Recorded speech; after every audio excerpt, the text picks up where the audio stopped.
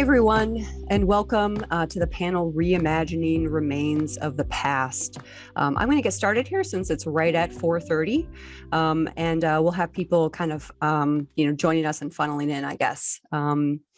My name is Amy Norgard. I'm an associate professor of classics. Sorry, I just got tenure, so I'm used to saying assistant professor. I'm an associate professor of classics at Truman State University, where I teach courses in Latin, classics, and film gaming receptions.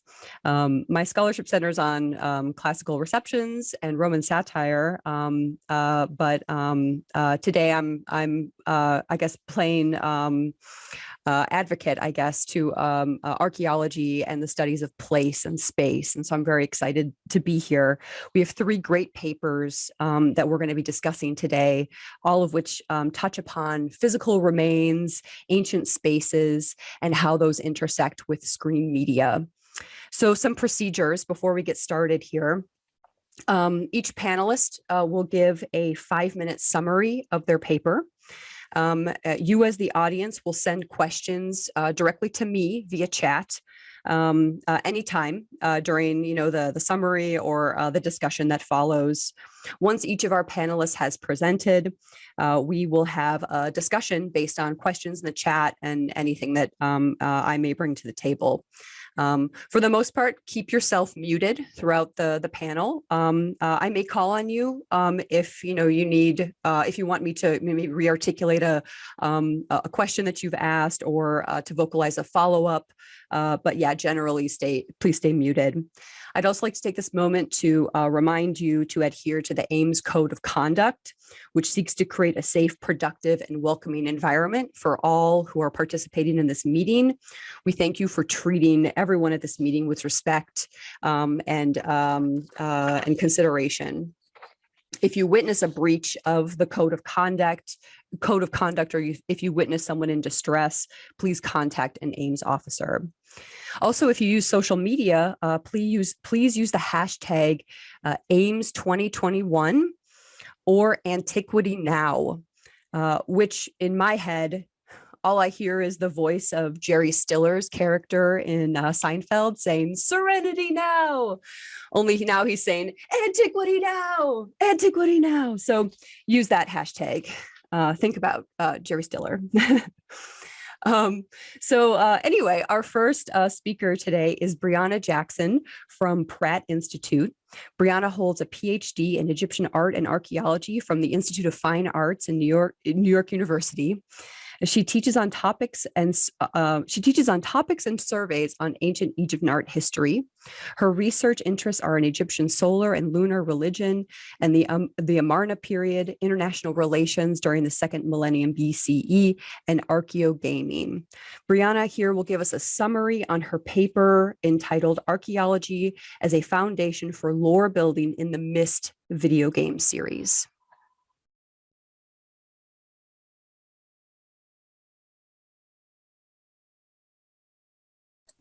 There we go. Okay. All right. Well, first, I'd like to thank the conference organizers for putting together such excellent panels, and I am delighted to join our moderator and my co-panelists. Right. So my talk is not about the ancient world in the traditional sense. Rather, it discusses the approach to antiquity in general through exploration of fictional ancient ruins presented in the video game Myst Online Uru Live and its iterations. The ruins themselves are approximated to be 275 years old, but the fictional ancient city itself, called Dunning, is 10,000 years old. This game was an offshoot of the main single-player best-selling Myst series, the first game of which was released in 1993 by Cyan. Already in the first Myst game, hints at a sequel were present, and thanks to the enormous success of Myst, Cyan was able to develop and release the sequel Riven. 3 novels were also composed, and together these 2 games and the novels built a rich lore that spread from the founding of the ancient city 10,000 years ago through the moment the game player discovers the Myst linking book 200 years ago and is thrown unwillingly into the generations of drama of the dysfunctional family of the primary protagonist named Atris. The series inspired thousands of fans who developed varying levels of commitment to learning the lore of the franchise, and which put them at an advantage when the massively multiplayer online game was released in beta in 2003 through 2004. Unfortunate circumstances led to the cancellation of the online format, and the game was released as a single player, which is somewhat of an unfinished story. However, in 2007, following the 2005 release of the last Myst game that would be created, the MMO format was re-released. By this time, dedicated fans had not only accumulated the original 10 years of Myst lore, but also digested the sort of tangential games Myst 3 and Myst 4, the single-player version, Uru Complete Chronicles, and the hasty tying together of loose ends that was Myst 5.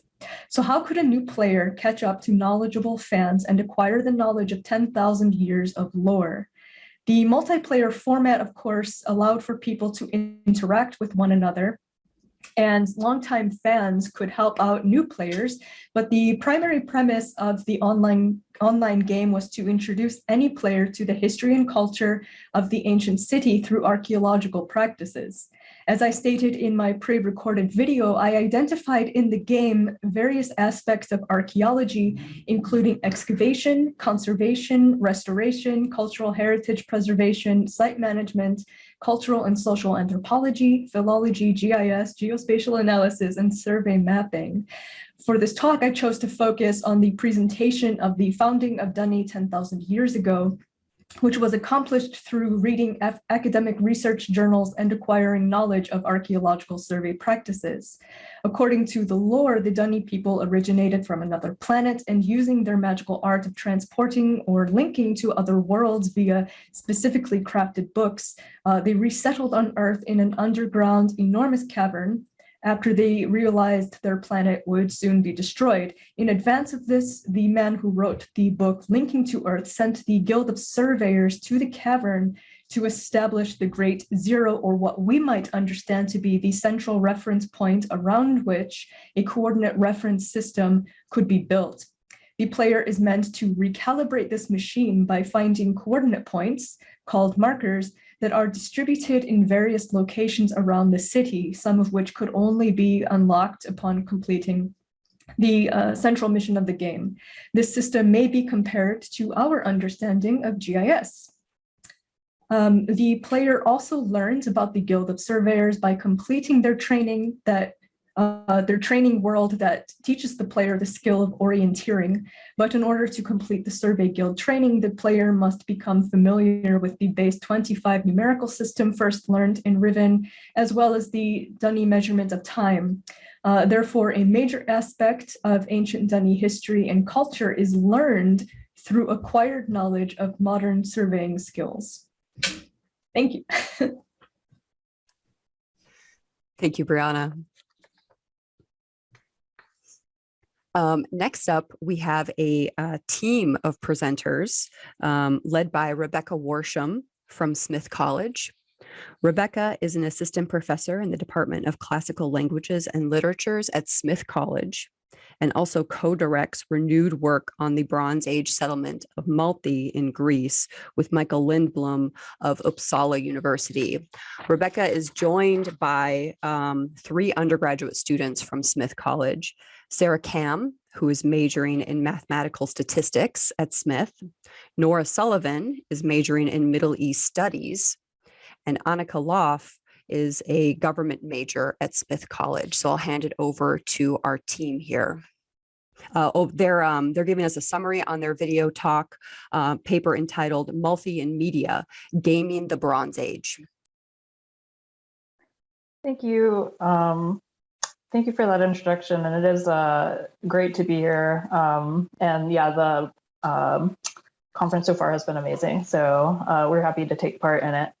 And so just to do a quick summary of this, we had basically as a question of how to present archaeological remains, and especially how to reconstruct them in a way that you can engage with, but also is fairly honest, but also embraces the real ambiguities that you see, especially with poorly preserved archaeological remains. And so as a case study for this, we're using Malthi, which is the site I work on, which is in southwestern Greece. And it is a small fortified village dating basically from the Middle Bronze Age to the Late Bronze Age. And so this was all originally excavated in the 20s and 30s by the Swedish archaeologists. And then because of that, there are sort of additional interpretive problems because things have changed since the 20s and 30s. And so our first task was really to remap the site because much of it was poorly, it did not reflect the material on the ground. And then because of that, we ended up doing a lot of digital work and also thinking about how you could preserve a site virtually. And so what this resulted in was our first effort at a reconstruction, which was really good. We really like it, and was done by a professional company out of Sweden.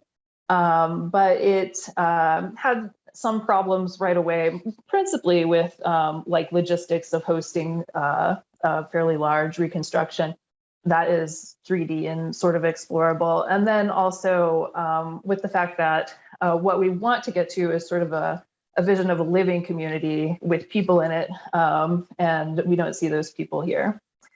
And so how do you go back and find the people in archaeological remains? And this is one of the things that Annika is working on, is thinking about what did the population of Malthi actually look like, and how can we get to them through, again, poorly preserved remains. So we're looking at the houses, the contents of the rooms, and especially the burials on that.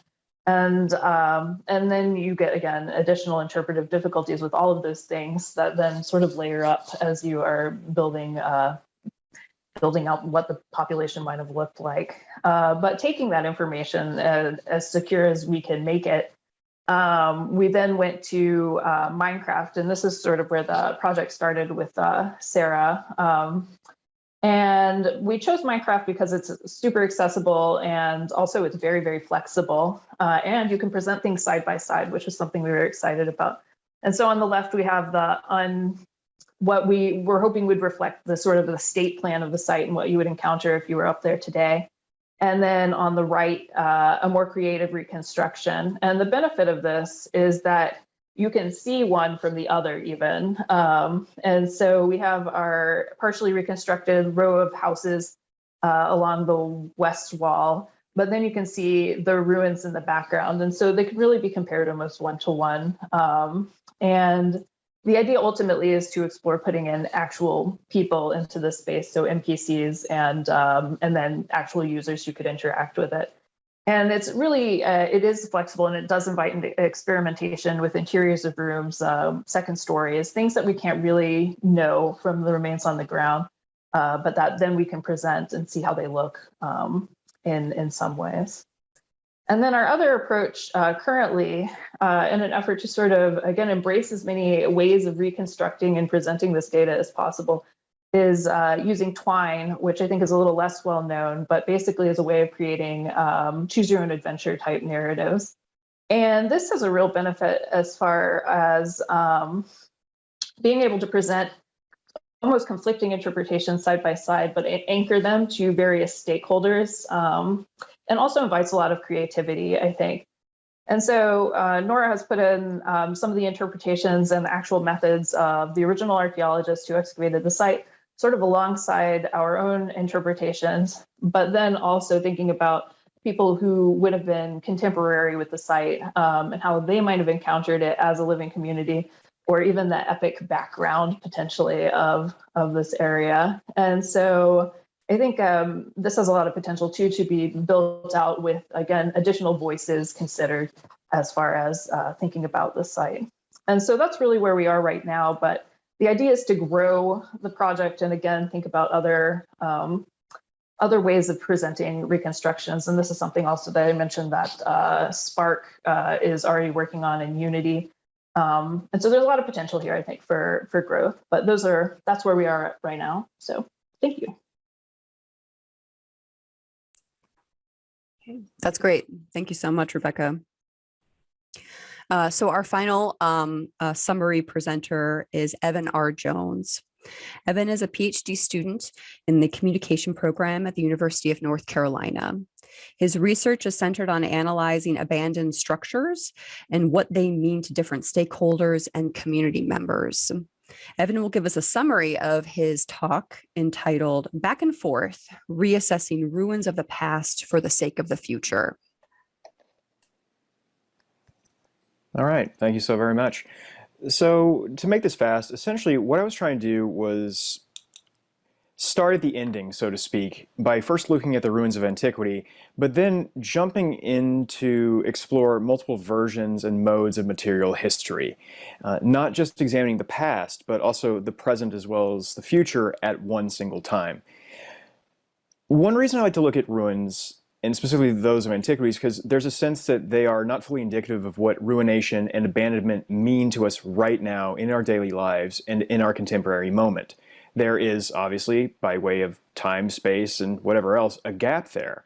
And I maintain that there's a lot of room to analyze ruins and pick apart their particularities and the peculiarities, as well as our own histories and the lived histories and experiences of those sites, both the ones that we got written down, that we have records of, and that which escaped it. And the thing about ruins like, say, the Parthenon, which is my go-to example always, is that when you dig into them, pardon the pun, you find them to be more curated and moderated than a good number of contemporary functional buildings. There's a maintenance function going on there.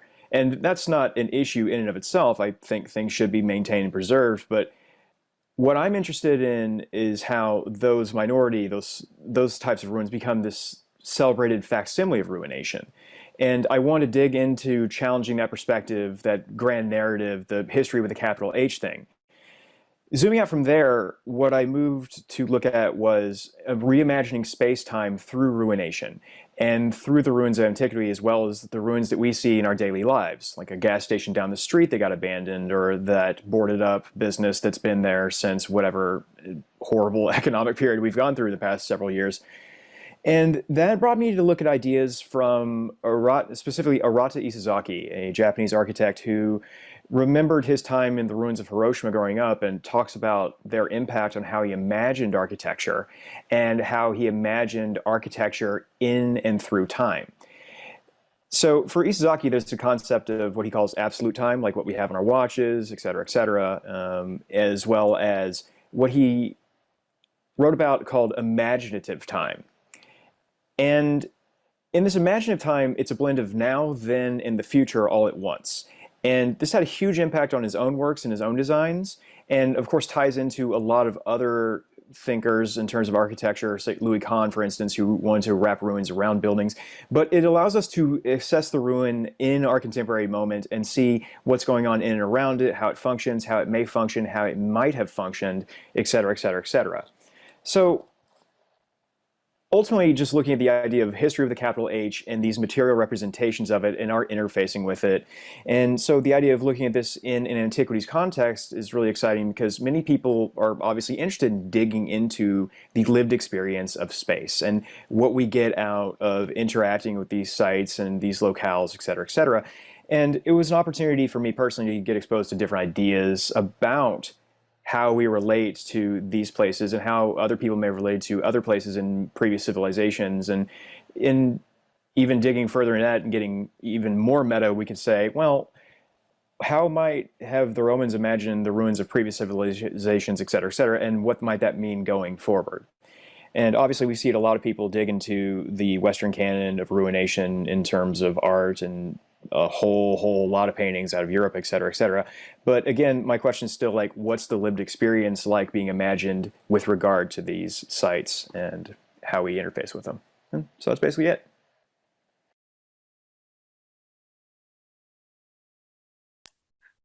That's great. Thank you so much, Evan. So we're going to turn to the Q&A portion of the panel here. This is kind of the main event, I guess. So if you have any questions, go ahead and you can direct them to me, and I will vocalize your questions for our panelists. I'm going to start though with my own question, just to kind of bridge the gap here between these two parts of the panel.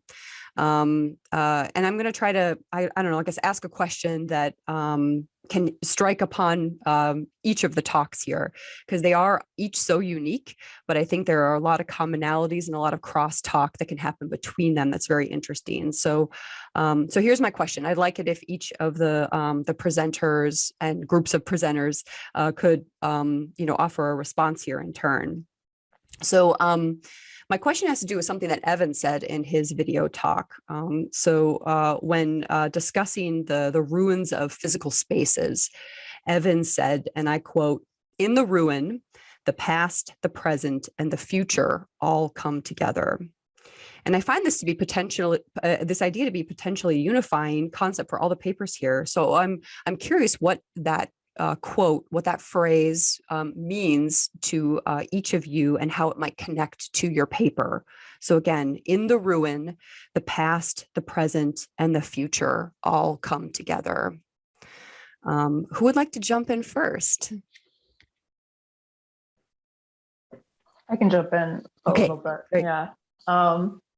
Yeah, I think that is it is a really good quote, and I enjoyed the paper very much. But also, yeah, I guess this is something that we're thinking about as far as reconstruction, because when you reconstruct any archaeological site, you're choosing a time to represent. So we had chosen a time that should have been maybe the height of the settlement and that more professional reconstruction. But it's a very deliberate choice, and it's sort of evaluative in a way that it doesn't need to be. And so that was another reason that we were thinking of how could you present the site in such a way that it embraces, again, not just the one point in time, really static representation, and then does get that sort of time scale. And I think that can only really be done by multiple reconstructions or changeable ones in some way. But it is always there, yeah, the past being interpreted in the present. And then, of course, yeah, I think a difficult question for reconstruction, though, for sure. So. Great. Thanks, Rebecca. Briana, do you want to take this one?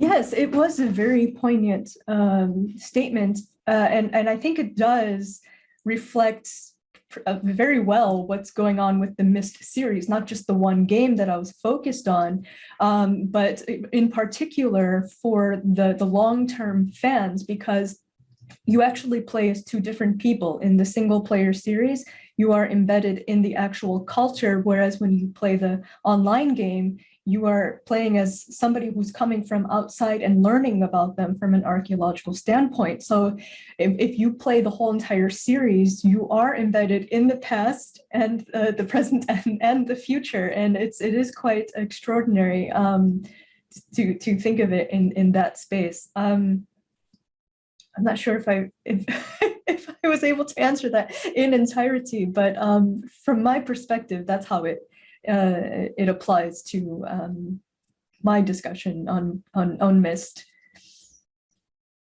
Great. Yeah, thank you so much, Briana. Yeah, Evan, would you have anything to add to me quoting you to you, or any more nuance that you could maybe provide there to that quote?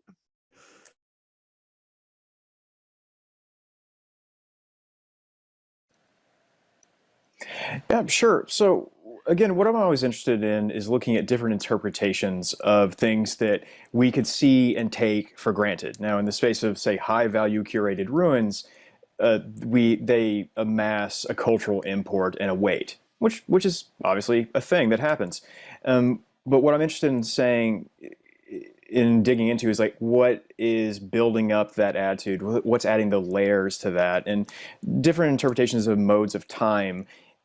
More specifically, what I want to ask about, because it gets highfalutin, I gotta admit, but what is now saying about then, and what is then saying about now?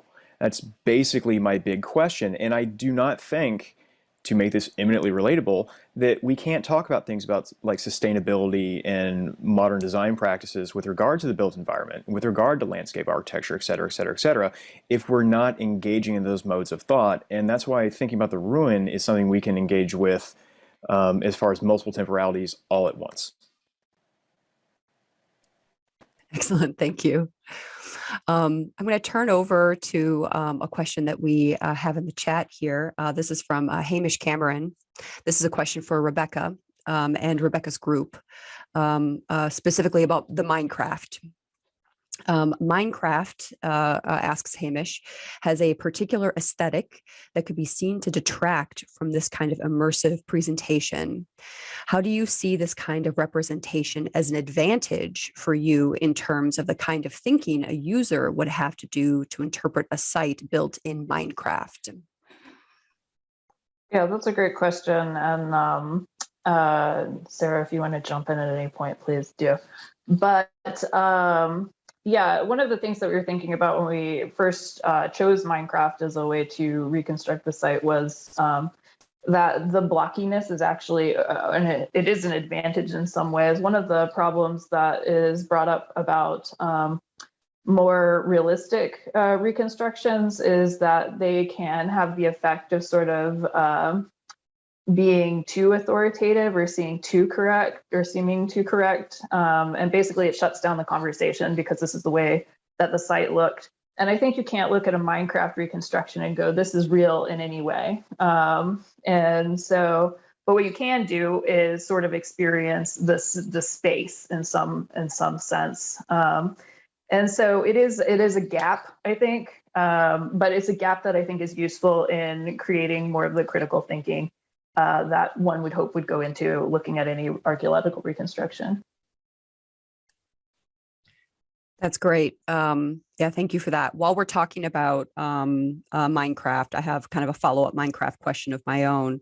I was really interested in what Sarah had done with, having the NPC, the non-player character in the game, essentially kind of leading a tour almost. That was kind of the idea.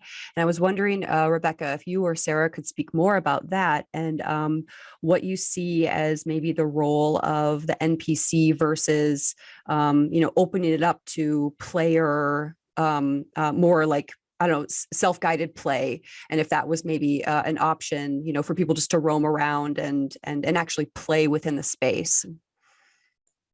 I can take this one. So my thought for NPCs, ultimately, you won't have to interact with any of them. They're going to be stationed around the site in such a way that it looks like they're just villagers and you can talk to them if you want and get more information that way. But on the whole, if you would like to just walk around and take in the sites for yourself, you don't need to talk to a single one of them. There are a lot of, because the way we're planning to, I guess, disseminate the map once we're finished with it is basically upload it as a world file that people can download themselves. That means that once the player themselves gets the world, they can do whatever they want on it. They could, nuke the entire thing. It's up to them. I personally wouldn't recommend nuking it, but like you can do whatever you like with it. And the NPCs are more there as an option to provide more information and background if you want to interact with it.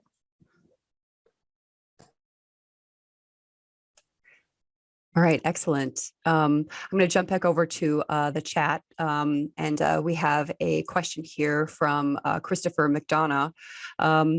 Ruins, at least in popular culture, always seem to be tied up with the melancholy. Sunt lacrimae rerum, etc.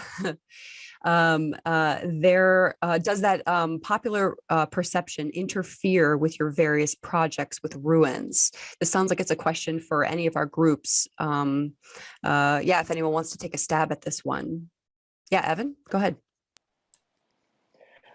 100%. Absolutely. Part of the reason why I've persisted with the project was not like, I was so tired of the negative valence of this stuff. And I was like, no, stuff grows there. There's people have relationships with it. There are untold histories there. I look at them as sites of potential and possibility, like you might for many spaces and places. But there was definitely an overcoming the negative valence thing to turn it into something where it's not seen as a foregone conclusion. I always, when I go to conferences in person, I'm just going like, I'm going to talk about scary stuff, and I start throwing around the quotes because death and destruction. I definitely think that you can't have a realistic understanding of space, place, and the lived experience without thinking about death and destruction to a certain extent. But that was not my main goal. If anything, I was more interested in their regenerative power as far as reimagining how we engage with these sites. But yeah, I definitely have had to be like, no, I'm not just obsessed with rust and tetanus and broken down chunks of concrete and brick.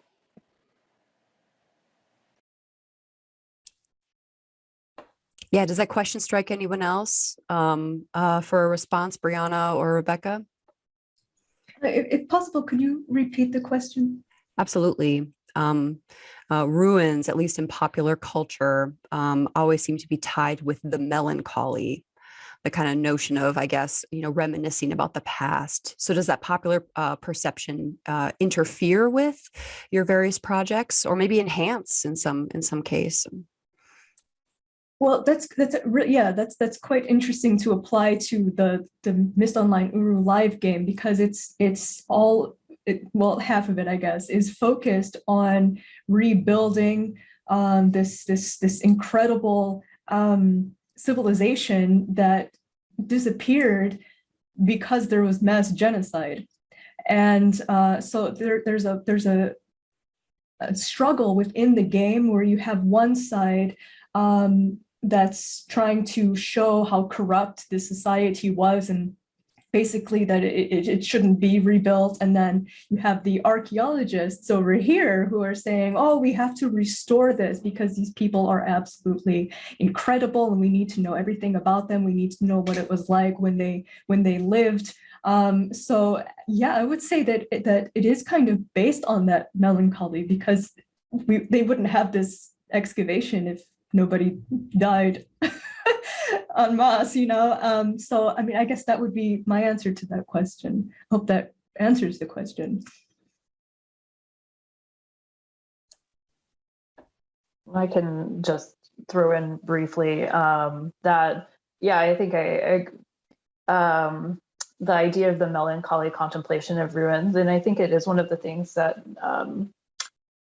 drives archaeology in general in some ways. And so, but it is, I think important also to think about how ruins are, at least in the case of Malthi and in many Bronze Age remains, contemplated over a number of years from the Bronze Age onward.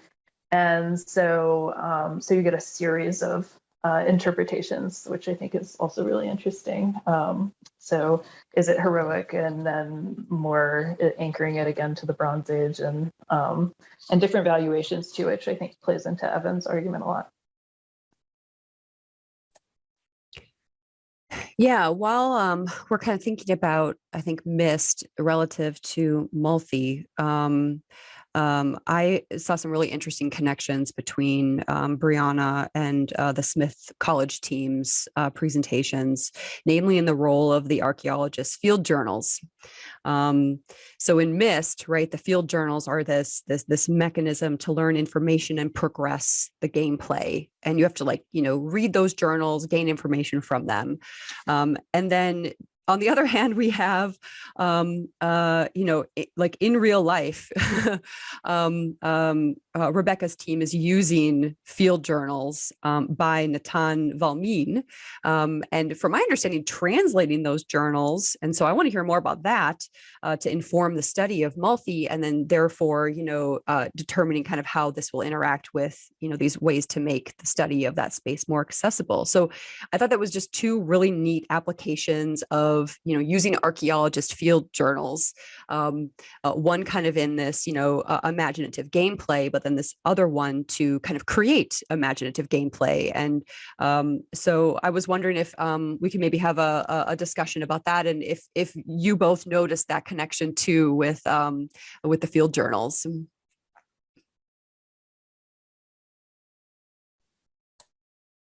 I can jump in, and then Annika, if you want to talk about this, that would be also good.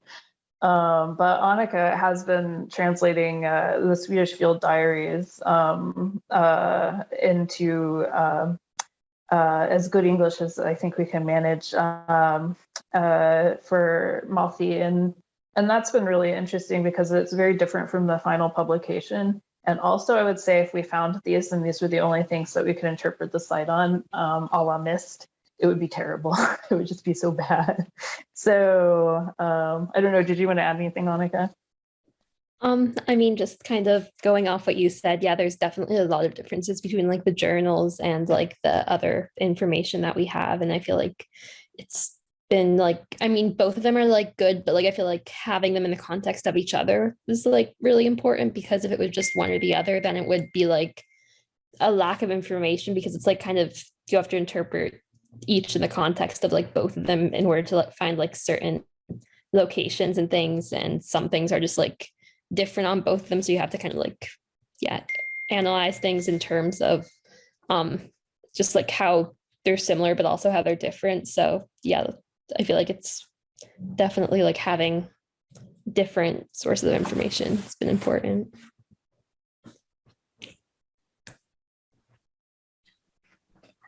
Me?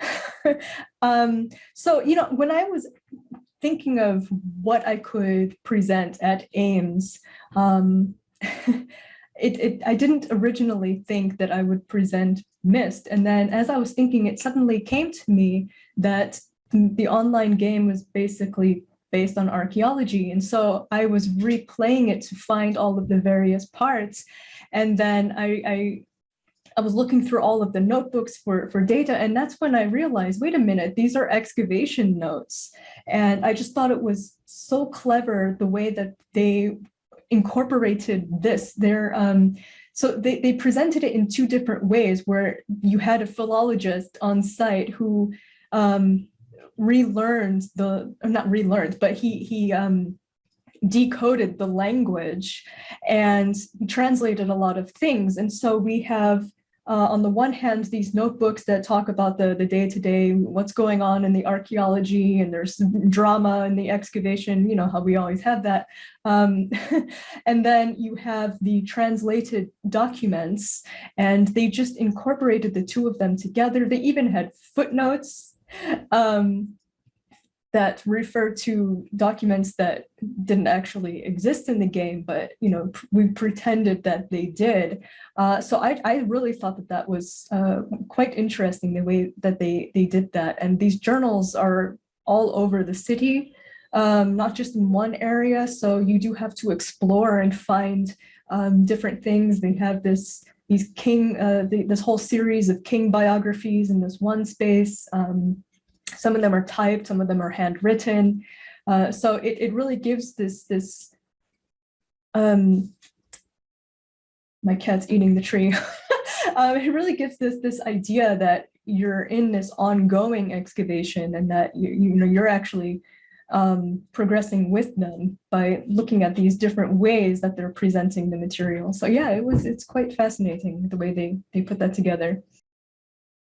Yeah, I completely agree. Just that relationship between, you know, reading the words of someone else who has experienced the same ruins that you are now looking at, you know, I think that just really, it creates an interesting, you know, focus for one's perspective, in addition to, you know, drawing your own conclusions. So I just saw that as such an interesting parallel between Rebecca and Briana's talks.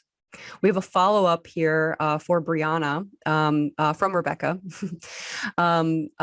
Rebecca writes, love what you had to say about the archaeological aspects of Myst, given that there is a sort of realistic depiction of the archaeology of Denis. Did you have any thoughts on the alien civilization aspect of the game? Thinking of this because of the last panel and the attribution of popular archaeological sites to aliens. So the alien aspect, Briana. I have lots of things to say about every aspect of Myst. Well, you know, the interesting thing, I kind of hesitated to use the word aliens, but in effect, that's what they were. They come from a different planet and colonized a space within Earth, but they were humanoid, you know, so they look like us for the most part.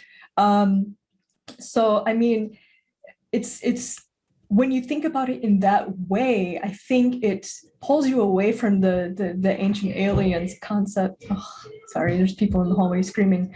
God, it's very dramatic in here today. When you think of aliens as looking like us, it's like we can identify with that more, and we can really it's almost more believable. And so, I mean, that's what I mean when I hesitated to use the word aliens. But even in that case, we can rethink of how we use the term alien in Antiquity, I guess. What does that mean? But these were people who, according to the lore, came to Earth 10,000 years ago. So are they even aliens anymore? That's a really good question. I could go on forever, but I won't.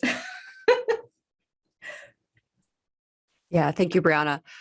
This gets me thinking about, I'm a major Trekkie, so this gets me thinking about the Star Trek aliens, and how they're humans, right, with like little prosthetics on their faces and things, and how this the aliens looking like humans allows us to forge these connections, with the content so much easier.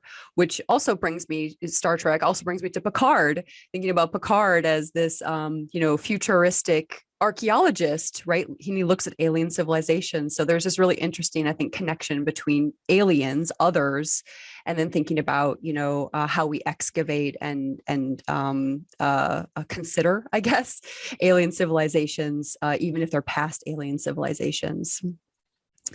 I'm going to jump over to Evan. I got a question for you, Evan.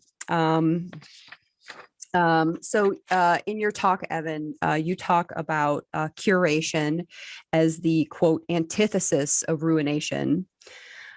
So I'm wondering, you talk a lot about the Parthenon as well, right? As this kind of like sacred, space, I guess, that's more or less been, kind of curated, I guess, right? It stands like as a monument, and it's decaying, but it's being kind of kept essentially. I'm curious about what you think about replicas. Like I'm thinking in particular about the Nashville Parthenon. My mind went immediately there. I'm, very interested in film, and the Nashville Parthenon has a pretty prominent place in film even. I'm thinking Robert Altman's Nashville from 1975. Where you have performances outside of the building.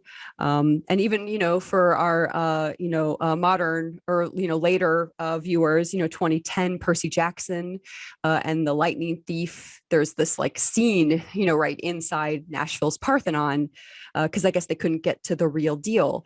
So in a way, like it's almost like the Nashville Parthenon is kind of a stand-in maybe for the real deal, but it's they tried to recreate it, but make it better. And I was kind of curious maybe what you thought about that process of creating a replica, but like trying to improve upon it. Yeah, I don't know. Yeah, amuse me, Evan, with my query here. I'm called before to entertain the emperor. Okay, well, I mean, I don't have an issue with curation. What I was arguing about is when things are so hyper curated and moderated and maintained that it becomes... I'm not viewing it as a farce. I'm not viewing it as like anti-historical, but somewhat interesting is that we have to keep this trapped in this particular type of amber in this particular type of way. But we have to show that age, but not too much. And that's what's very interesting to me about a site that's a high level of curation, high level of importance, and has that cultural weight and that force. Now, with regard to what you're talking about, well, two things. First off, I want to make a side note here. My original intention was to include a variety of modern day contemporary ruins in my area, cut and interspersed with footage of Pink Floyd playing live in Pompeii. But then I realized that once I was on YouTube, that Careful With That Axe, Eugene would have axed my own presentation, which is a shame because it's a fine, fine song and absolutely horrifying to listen to while you look at all these ancient ruins go through. But what I am after there is a feeling. And that, connecting back to the Tennessee Parthenon, is that effective force that we want to play on, that weight, those columns, those rows, that whole thing. Like, wow, this is making me feel and think and exist some type of way, and it grasps the Percy Jackson story onto all these other stories and gives it that same, you used the term patina with somebody in the chat earlier, it gives it that same patina of validity and that historical weight and that emotional presence. That's, you know, the big part of confronting the ruin with like Simmel and the like, George Simmel, is, whoa, what am I seeing here? What's going on? Why is this effective force that's happening? And so, yeah, we're right to play on those ideas. What I'm simply saying is, in a lot of ways, we can start thinking about what's around us now in terms of what force it will have in the future. We can start imagining that right now with something like the Kroger down the street that got closed or something. Yeah, absolutely. Thank you for that response. While I have Evan on the line here, there's a question here from Rebecca. Rebecca's wondering, again, thinking about the Parthenon as a curated ruin or anti-ruin. Rebecca is wondering if you had any thoughts on the phases of the Parthenon that were not curated, but actively removed or left ruined because they are non-classical, like the mosque that was once inside. Yeah. Go ahead. Well, that's again the part of it, because if you view place as a process like I do, and this follows Doreen Massey, the great geographer, where places were viewed as processes. That was just one part of the process that was heightened, and versus another part of the process that was kind of turned down and muted a bit. So why? And what is, to think of this in terms of acceptable and not acceptable, I mean, it's a place and things are going to happen whether we like it or not. I would have preferred they'd not shot the nose off the Sphinx, but it's happened, and we have to deal with it in the now. But yeah, again, then that ties into, oh neat, there's this history beyond just like the Greeks built this, it was a thing, you can visit, just get there early because there's going to be a line. That's what I'm interested in. So yeah, all those alternate lives and those lived experiences with regard to space, that's really important stuff. And why I always choose the Parthenon is because it's a great place to start. Just like, hey, check this out. And then you can dig into it and learn things like that. But you do learn how these things are switched up and how certain aspects are highlighted and certain aspects are muted over time through various interpretations. And as you remove some of the layers or build them back up. Nice. I got one more question here for Evan. You're on the hot seat here. This one's from an audience member, Kate Minetti. Kate is wondering if you find that romanticizing of certain ancient ruins still has an unhealthy dose of Eurocentrism attached to it, in the spirit of the grand tour, so to speak. Yeah. Yeah, totally. And a book I'd like to recommend to anybody who has any degree of interest is, I bring it up all the time, it's called Rubble, Rubble, by Gaston Gordillo, who is an anthropologist, and I believe he's working in Vancouver. And he's trying to kind of dig into, not necessarily the grand tour idea, but the idea of like all these things having X degree of import and how we reflect on them and what they mean to people there and how they amass history through their existence and, you know, past being relic spaces. But I definitely do think that they're one of the first things I as I dug more and more into the literature, because I'm still always wondering about how do I study this, especially from a communication standpoint. You know, I looked at a lot of the classic text, and after a while I was like, okay, but what about now? And how can this help make a meaningful intervention into the lived world and the lived experience, et cetera, et cetera, et cetera. Mostly because when I try to talk to people about these things, I'm not telling them what I know. I'm asking them about their experiences and how they interact with this stuff. Whereas you can always see this sort of like, you have to go see these important ruins and then avoid those because they don't mean anything to anybody. But yeah, that can definitely be something that has a lot of weight and starts to obscure everything else to a pretty bad degree if you're not careful. Great. Thank you so much. I have a question for the whole Smith team. the Smith College team. First for Rebecca, and then I want to hear from the students. So Rebecca, from a pedagogy perspective, I really love this project. Thinking myself, I'm an advisor. I like to oversee student research. This is a great opportunity for undergraduate research. So can you talk a little bit about the behind the scenes setup here? Was this part of a class? Was this an internship? Did you come up with any assessment measures for this? I want to know so I can steal. This is fair. Yeah, this is part of a program that is meant to, I thought of it originally as a part of a program that was meant to encourage student research on campus. Basically you're paired up with students who want to be involved with the project, and they have to choose from a list. And really Sarah was equally, if not more, involved in sort of creating it and envisioning it as we sort of have it today, because I think I originally thought I just have a ton of digital data to deal with Malthi, and how do I begin to approach it? But yeah, then it turned into something that's really kind of infinitely build outable, which I think is really nice.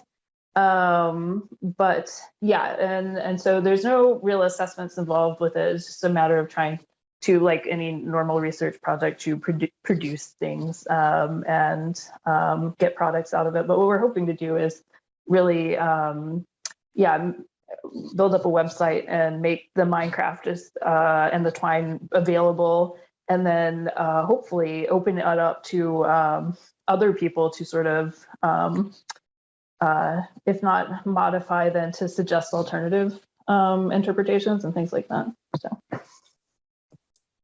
Yeah, that's great. Thank you. I'm wondering too from the students about, being involved in this, really, really cool project. Can one of you maybe speak to some skills you were able to develop through this project? And also, maybe just a reflection on if this project kind of changed your assumptions about the field of archaeology.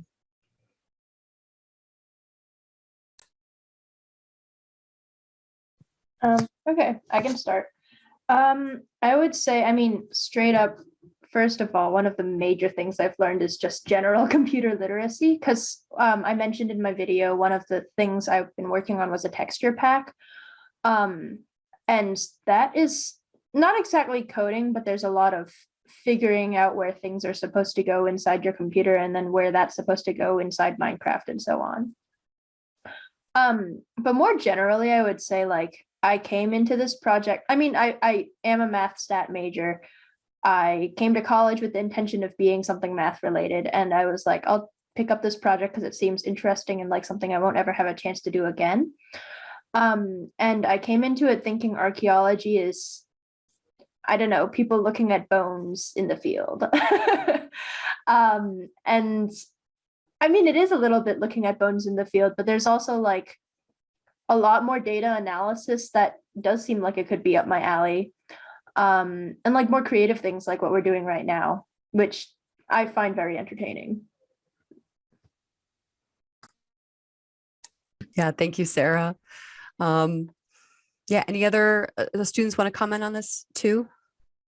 Well, I felt the creativity and how interesting it is we meet every week, and how interesting it is to go and see like all the progress Sarah has made with the Minecraft, and building like entirely new objects, and looking at the collections to try to recreate I remember one day she did all the math on the chalkboard to see like the exact volume that a pithos would hold. And then like Annika is translating field journals from Swedish and also organizing spreadsheets with all like doing amazing population data. And then I don't even like, I'm just given so much creative liberty of like, I get to, I've read a lot of like Valmeen's book and of the data that everyone has been working on. But it's just creative liberty of just making up a story based on real things. But it's fun. Yeah, that's wonderful. I know it's so interdisciplinary, just seeing all your different majors and how your, skills have kind of, I don't know, coalesced into this project is just wonderful. Meredith had given kind of a comment, like a little bit of food for thought here. So I just wanted to read what Meredith wrote here. She says it's less of a question, more of a comment. She was thinking about how these projects connect to our ancient Roman sources that reflect layering of past and present future. She's thinking especially about Virgil's Evander giving Aeneas a tour of future Rome in Book 8. Of the Aeneid, and the narrator's comments about space that is present for Virgil, and also about how Virgil and Ovid play with the layering of space-time in Rome throughout the Fasti. I thought that was just a really interesting comment to kind of bring this back and tie it to classical literature and how space is addressed by the ancients themselves. And I think this relates to something that Evan too was talking about, right? Of how did the ancient Romans think about their past, people in their, past long ago. So I want to thank Meredith for that comment. And yeah, I'll just pause here and see if anyone wants to respond to that or have a thought. Yeah, Evan. It's an anecdotal, incidental reason, but part of why I chose the advisor I have is because his first name is Virgil. I was just like, there's no way that I cannot enjoy like this particular tour. But yeah, those things are really fascinating to look at, and they just get your head swimming. And so, but I also think that you can utilize them in really interesting and practical ways, be it from making a short story for yourself, or coding up some video game levels and doing some mods, or even launching a full-blown archaeological or geohistorical project. Yeah, and Dan has made a comment here in the chat too about Petrarch walking through Rome and trying to encounter the past. Yeah, of course. So I have kind of a final thoughts now that we're have a couple minutes here to maybe wrap up.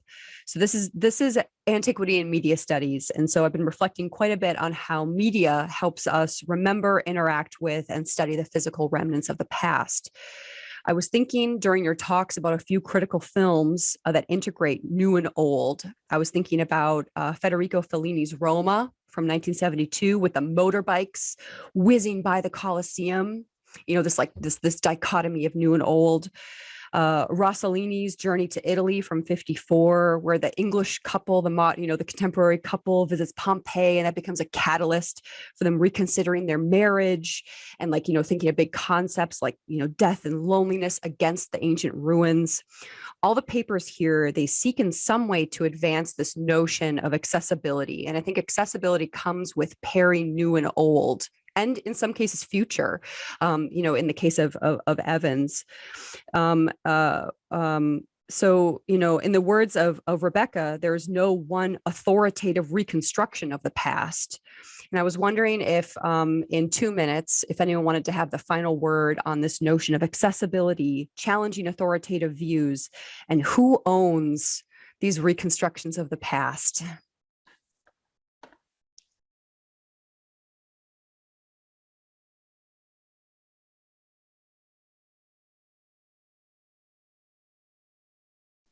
I can kick us off with sounds good, Rebecca. Some small amount of rambling.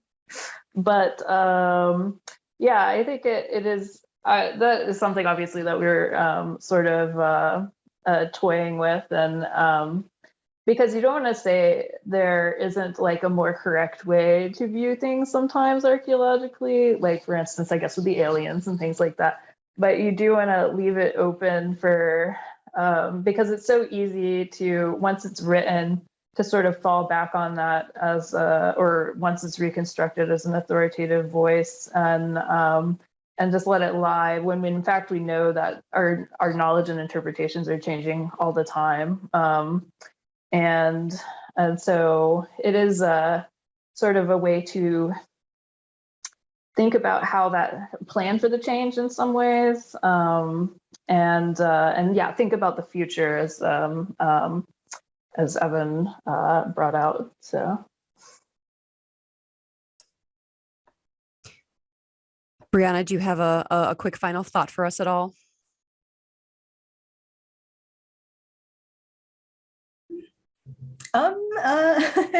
I don't know if I don't know if I can really answer that question from this perspective because it's fictional. I don't think I can. I'm sorry. Oh, that's okay. Just trying to see who's going to get the final word here. I guess it'll be me because it is 4:30 and we're sadly out of time. But thank you to the panelists for your thought-provoking papers. Let's give the panelists a virtual round of applause. Thank you so much to the audience too for providing some great questions. Our next panel starts at 6 o'clock Eastern time in, it's a special demonstration and discussion hosted by Jessica Romney entitled Kitchen Receptions, Greek and Roman Food, YouTube and the Classroom. So thank you so much. Again, thank you to our conference organizers and have a great rest of the conference.